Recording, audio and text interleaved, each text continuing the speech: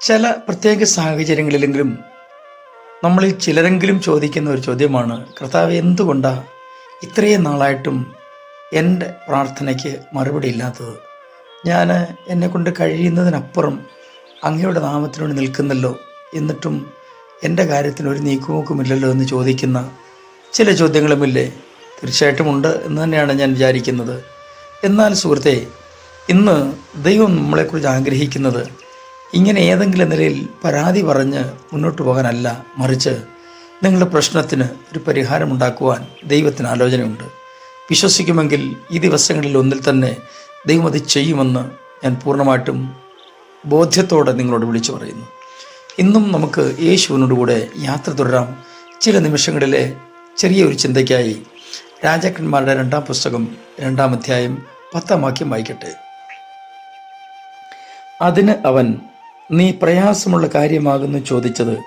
ഞാൻ നിങ്കിൽ നിന്ന് എടുത്തുകൊള്ളപ്പെടുമ്പോൾ നീ എന്നെ കാണുന്നുവെങ്കിൽ നിനക്ക് അങ്ങനെ ഉണ്ടാകും, അല്ലെന്ന് വരികിൽ ഉണ്ടാകയില്ല എന്ന് പറഞ്ഞു. പ്രവാചകനായ ഏലിയാവും തൻ്റെ ശിഷ്യനായ എലീശയും തമ്മിലുള്ള ഒരു സംഭാഷണത്തിൻ്റെ ഒരു ഭാഗമാണ് നമ്മളിപ്പോൾ വായിച്ചത്. ഏലിയാവിനോട് കൂടെ എലീശ നടക്കാൻ തുടങ്ങിയിട്ട് നാളുകളേറെയായി. ഈ നാളും പ്രവർത്തിച്ചിട്ടും പ്രാർത്ഥിച്ചിട്ടും എൻ്റെ കാര്യത്തിന് ഒരു നീക്കുപോക്കുമില്ലല്ലോ എന്ന് വിചാരിക്കുന്നവരാരെങ്കിലും ഇത് കേൾക്കുന്നെങ്കിൽ നിങ്ങളോട് ഇന്നത്തെ ദൈവാലോചന പറയാൻ എനിക്കുള്ളത്. എലീശയ്ക്ക് ഒരു കാര്യം അത്യന്താപേക്ഷിതമാണ്. എന്തെന്നോ, ഏലിയാവിൻ്റെ ആത്മാവിൻ്റെ ഇരട്ടി പങ്ക് തനിക്ക് വേണം. ഭൗതികമായിട്ടോ മറ്റെന്തെങ്കിലും പേരോ പ്രശസ്തിയോ അല്ല, ഏലിയാവിൻ്റെ മേൽ പകർന്നിരിക്കുന്ന ആത്മാവിൻ്റെ ഇരട്ടി പങ്ക് എനിക്ക് വേണം എന്നൊരു ദൃഢനിശ്ചയത്തോടെയാണ് എലീശ ഏലിയാവിൻ്റെ പിന്നാലെ പോകുന്നത്. പല നിലകളിൽ ഏലിയാവ് എലീശയെ നിരുത്സാഹപ്പെടുത്താൻ ശ്രമിച്ചെങ്കിലും ഒരു പ്രാവശ്യം പോലും ആ വാക്കുകളിലൊന്നും കുടുങ്ങാതെ ഏലിയാവ് എവിടെയെല്ലാം യാത്ര ചെയ്തോ അവിടെയെല്ലാം എലീശ പ്രവാചകൻ കൂടെ പോയി. ഏറ്റവും ഒടുവിലായാണ് എലീശ പ്രവാചകനോട് ഏലിയാവ് പറയുന്നത്, ഒരു കാര്യം നീ സൂക്ഷ്മമായിട്ട് പഠിക്കേണ്ടതുണ്ട്, മനസ്സിലാക്കേണ്ടതുണ്ട്. അതായത്, ഞാൻ എടുത്തുകൊള്ളപ്പെടും എന്നുള്ളത് വാസ്തവമാണ്. പക്ഷെ ഞാൻ എടുത്തുകൊള്ളപ്പെടുമ്പോൾ നീ അത് കാണണം. അങ്ങനെയെങ്കിൽ നീ ആഗ്രഹിച്ച നിലയിൽ എൻ്റെ ആത്മാവിൻ്റെ ഇരട്ടി പങ്ക് നിനക്ക് ലഭിക്കും.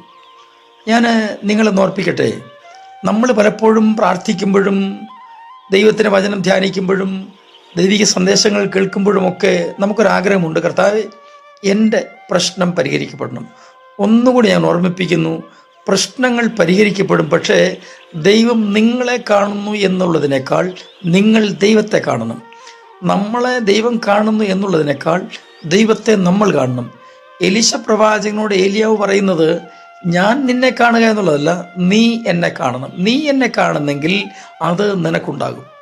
ഇന്ന് ഈ ചെറിയ സന്ദേശത്തിന് മുമ്പിൽ നമ്മളിൽ എത്ര പേർക്ക് പറയാൻ പറ്റും, എന്നെ ദൈവം കാണുന്നു എന്നത് വാസ്തവമാണ്, പക്ഷേ എൻ്റെ ഏത് കഷ്ടങ്ങളിലും എനിക്ക് ദൈവത്തെ കാണാൻ കഴിയുന്നു, എനിക്ക് ദൈവസാന്നിധ്യം അറിയാൻ കഴിയുന്നു എന്ന് ഉറപ്പ് കൊടുക്കാൻ നിങ്ങൾക്ക് കഴിയുമോ? അങ്ങനെയെങ്കിൽ ഭാരപ്പെടരുത്. ഈ ദിവസങ്ങളിൽ തന്നെ ഏലിയാവിൻ്റെ മേൽ പകർന്ന ആത്മാവിൻ്റെ ഇരട്ടി പങ്ക് എലീശയുടെ മേൽ പകർന്നതുപോലെ നിങ്ങൾക്ക് വേണ്ടി ദൈവം കരുതി വെച്ചത് അങ്ങനെ തന്നെ അല്പം പോലും മിസ്സാവാതെ നിങ്ങളുടെ കരങ്ങളിലെത്തും. നിങ്ങളെ ദൈവം മാനിക്കുമെന്നുള്ളതിന് യാതൊരു സംശയമില്ല. ഞാൻ നിങ്ങൾക്ക് വേണ്ടി പ്രാർത്ഥിക്കുന്നു. സ്വർഗീയ പിതാവേ, എല്ലാ പ്രിയമക്കളെയും അങ്ങയുടെ കരങ്ങളിലേക്ക് ഏൽപ്പിച്ച് അനുഗ്രഹിച്ച് പ്രാർത്ഥിക്കുന്നു. ജീവിതത്തിൽ ഏതെല്ലാം ഭാരമേറിയ വിഷയങ്ങളുമായി അങ്ങയുടെ പാദപീഠത്തിലേക്ക് ചേർന്ന് വന്നിരിക്കുന്നുവോ അവരുടെ മേൽ അങ്ങയുടെ മറുപടി നൽകി ആദരിക്കുമാറാകണമെന്ന് പ്രാർത്ഥിക്കുന്നു. യേശു ക്രിസ്തുവിൻ്റെ ഉന്നതനാമത്തിൽ തന്നെ.